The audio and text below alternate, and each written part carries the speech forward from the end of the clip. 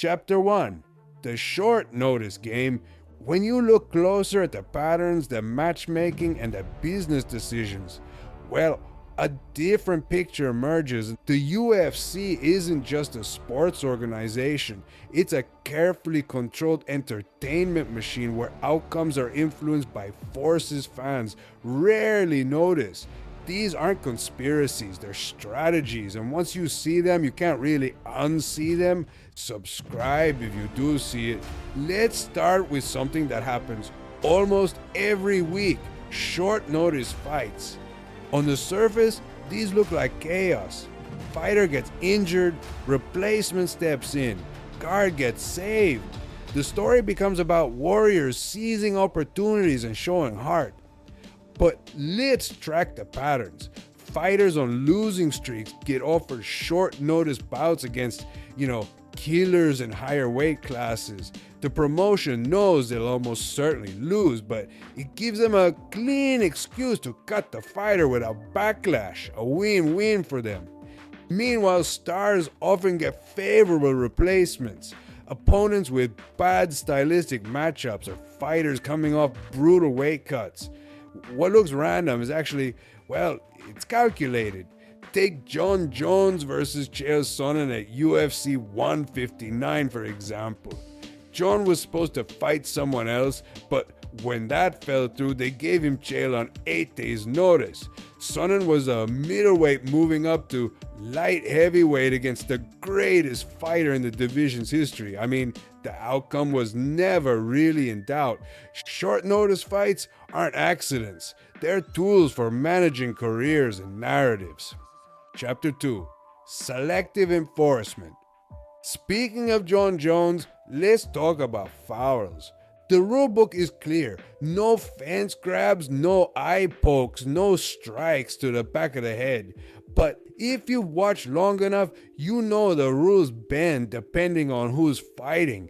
When a star grabs the fence to stop a takedown, they get a warning. When a mid-card fighter does it, the point comes off immediately.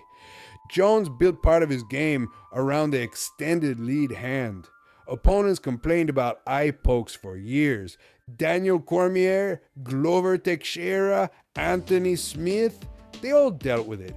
Rarely did Jones lose points, even when it happened multiple times in the same fight. Why?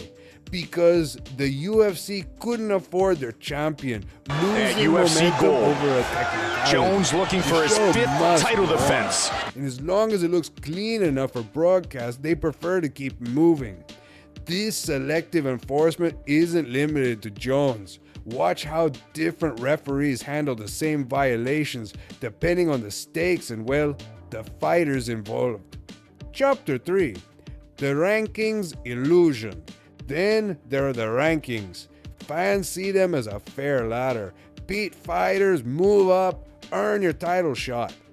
But the UFC rankings are one of the sport's most carefully crafted illusions.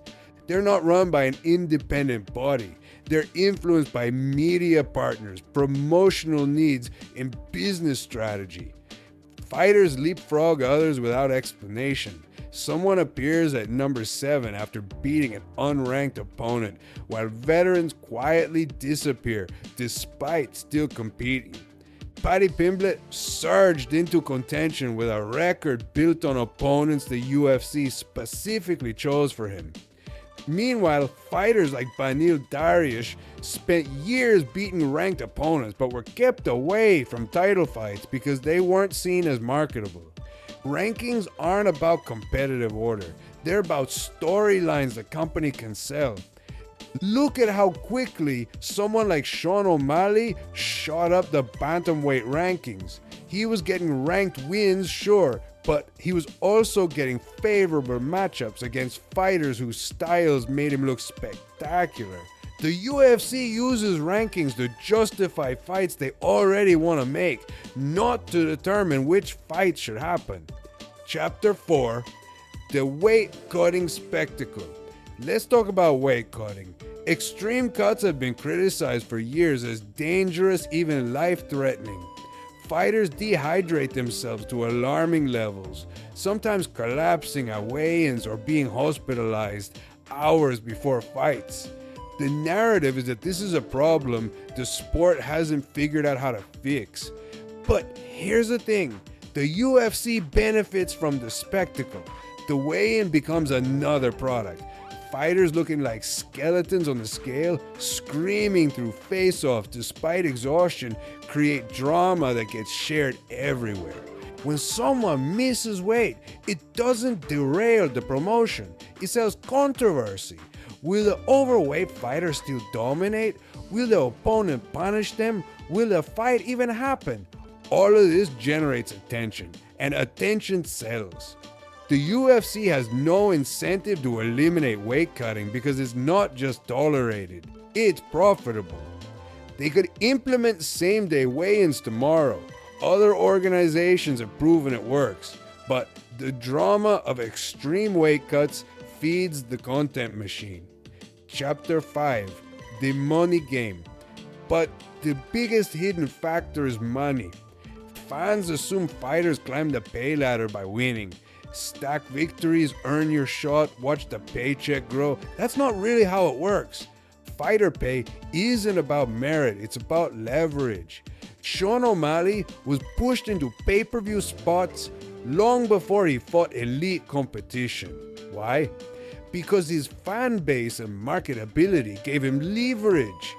Meanwhile, fighters who quietly rack up wins in less popular divisions stay stuck on the same contracts. Winning helps, but winning alone doesn't guarantee financial growth. What matters is whether the UFC sees value in promoting you, and that value is defined by profit, not competition. This explains why certain fighters become stars overnight, while others with better records remain unknown. Brock Lesnar got a title shot after one UFC fight. Khamzat Chimaev was given massive opportunities immediately after demolishing unranked opponents. Compare that to someone like Dariush, who spent years defeating ranked fighters but couldn't get the big fights because he wasn't seen as a draw. It's not about fairness, it's about revenue generating storylines. Chapter 6, narrative control. And when those storylines clash with reality, where the UFC adjusts. If a star loses unexpectedly, they reframe it as a bad night at the office and book them against a more favorable opponent. When Conor McGregor lost to Nate Diaz, they immediately set up the rematch instead of making him work his way back up. If a veteran refuses to sign a new contract, suddenly they're matched with the division's most dangerous prospect. A fight they're likely to lose, giving the UFC leverage in negotiations. Notice what Dana talks about and what he doesn't. He'll attack referees, fighters, and journalists without hesitation.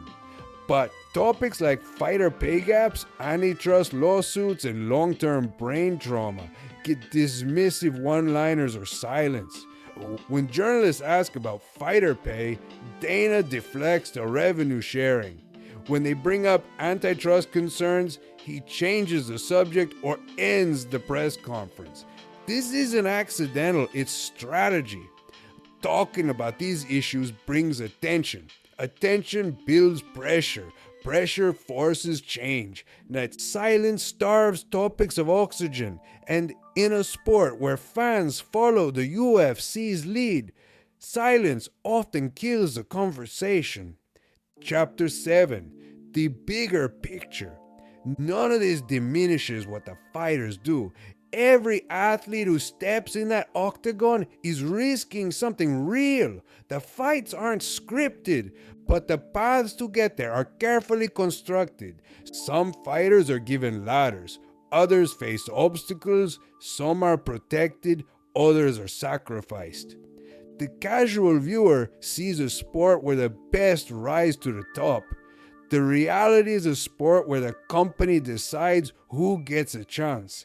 Every short notice fight, every ignored foul, every manipulated ranking, every dramatic weight cut, every paid disparity, and every strategic silence is part of the same system. The UFC controls not just the business of fighting, but the perception of fighting itself. They've created an environment where fans accept their version of events as the natural order of competition. Rankings fluctuate based on business needs, but fans assume it's merit based. Stars get favorable treatment, but fans assume is because they've earned it.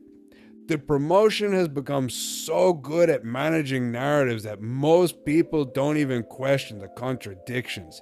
And they've been doing it so well that most fans don't even notice. The question isn't whether these patterns exist, it's how many more are hiding in plain sight. Subscribe if you see it.